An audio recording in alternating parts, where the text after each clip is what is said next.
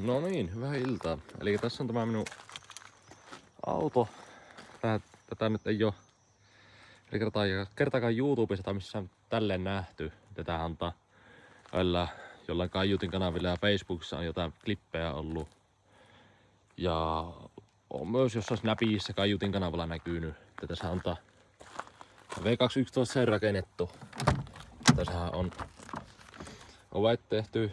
Itse tehnyt nämä kuituovet. Ensin sokottaa 2x6 puokit ovissa ja sitten on tää mikä on jo jotenkin tunnettu nää 2x21 tuumaiset Infinite Bafflessa. Mutta tässä tuli vähän semmonen huomio tämmöisessä sedanissa, että melkein päivittäistä käyttöä, jos sä soitat 118 Hz 150 dBA, niin nää auton korit ei oikein kestä sitä.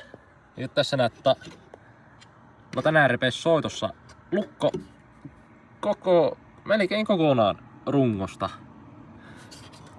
Niin pitää vähän viikonloppuna tehdä oikeastaan raudasta vähän parempi tohon, että pääsee parin viikon päästä niin tonne Proper Dropperissa Nokialle soittamaan. Että tälleen odotuksen sanana, jos aiot soittaa noin kovia lukemia noin matalilla taajuuksilla, niin todennäköisesti auto ei tule kestämään sitä ilman mitään muokkausta. Ja epäilen, että kunhan tuosta on tuo hoidettu, seuraava joka hajoaa, niin on kontin puolta. Mutta sehän aikahan sen vaan kertoo, ei sitä muuten tiedä. Mutta semmonen oli tämän kerran tarina.